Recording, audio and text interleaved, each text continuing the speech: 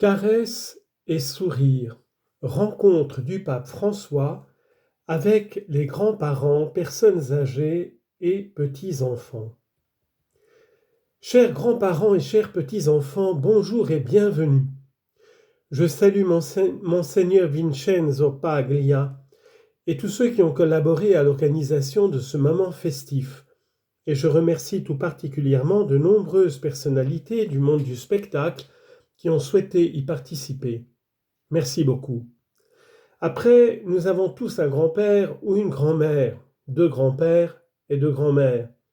C'est une belle expérience que d'avoir un grand-père. Mais l'Italie a aussi un grand-père et je voudrais donc saluer le grand-père de l'Italie, Lino Banfi, qui est ici. C'est un plaisir de vous accueillir, grands-parents et petits-enfants, petits et grands. Nous voyons aujourd'hui, comme le dit le psaume, combien il est bon d'être ensemble. Psaume 133. Il suffit de vous regarder pour le comprendre, parce qu'il y a de l'amour entre vous. Et c'est justement là-dessus que je voudrais que nous réfléchissions un instant, sur le fait que l'amour nous rend meilleurs, nous enrichit et nous rend plus sages à tout âge. L'amour nous rend meilleurs. Premièrement, l'amour nous rend meilleurs. Vous le démontrez vous aussi, vous vous améliorez mutuellement en vous aimant. Et je vous le dis, en tant que grand-père, avec le désir de partager la foi toujours jeune qui unit toutes les générations. Moi aussi, je l'ai reçu de ma grand-mère, qui m'a appris à être Jésus, qui nous aime, qui ne nous laisse jamais seuls, et qui nous encourage à être plus proches les uns des autres et à ne jamais exclure personne. Je me souviens encore des premières prières que ma grand-mère m'a enseignées. Et elle m'a raconté l'histoire de cette famille dans laquelle il y avait un grand-père qui, parce qu'il mangeait mal à table et se salissait, on l'a viré, on l'a fait manger tout seul. Et ce n'était pas gentil du tout, me disait ma grand-mère. C'était horrible. Alors le petit-fils continue ensuite l'histoire que ma grand-mère m'a racontée. Le petit-fils a bricolé pendant quelques jours avec le marteau et les clous.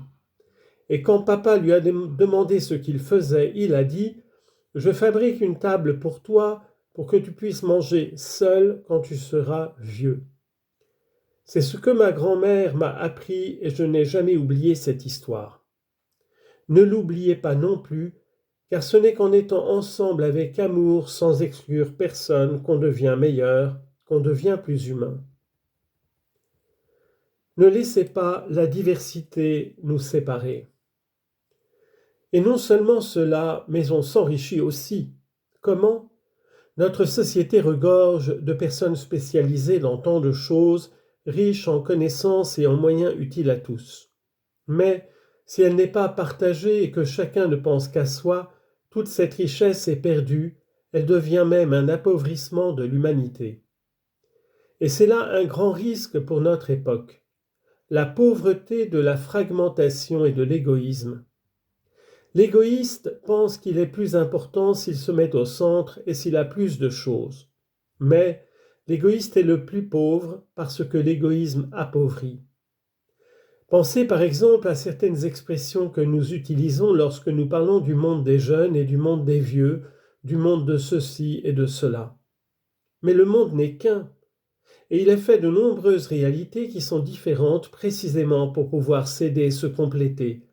Les générations, les peuples et toutes les différences, si elles sont harmonisées, peuvent révéler, comme les facettes d'un grand diamant, la merveilleuse splendeur de l'homme et de la création. C'est aussi ce que votre rassemblement nous enseigne. Ne laissez pas la diversité nous séparer.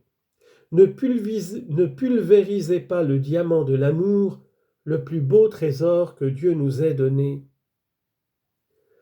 Nous entendons aussi parfois des phrases telles que « pense à toi, tu n'as besoin de personne ». Ce sont de fausses phrases qui font croire qu'il est bon de ne pas dépendre des autres, de faire soi-même, de vivre comme des îlots, alors qu'il s'agit d'attitudes qui ne font qu'engendrer beaucoup de solitude. Comme lorsqu'à cause de la culture du jetable, les personnes âgées sont laissées seules et doivent passer les dernières années de leur vie loin de leur maison et de leurs proches. Que pensez-vous de cette situation? Est-elle bonne ou mauvaise? Les personnes âgées ne devraient pas être seules, elles devraient vivre dans une famille, dans une communauté, avec l'affection de tous. Et si elles ne peuvent pas vivre dans une famille, il faut aller les trouver et être proche d'elles. Réfléchissons un instant. Un monde dans lequel personne n'a à craindre de finir ses jours seul, n'est-il pas bien meilleur? Bien sûr que oui. Construisons-le ensemble, non seulement en développant des programmes de soins, mais en cultivant différents projets d'existence dans lesquels le passage des années n'est pas perçu comme une perte qui diminue quelqu'un, mais comme un atout qui grandit et enrichit tout le monde, et en tant que tel, il est apprécié et non craint. L'amour nous rend plus sages. Cela nous amène au dernier aspect, l'amour qui nous rend plus sages. C'est curieux, l'amour rend plus sages. Chers petits-enfants, vos grands-parents sont la mémoire d'un monde sans mémoire, et quand une société perd la mémoire, c'est fini. Je demande à quoi ressemble une société qui perd la mémoire. Ils répondent tous en chœur, fini.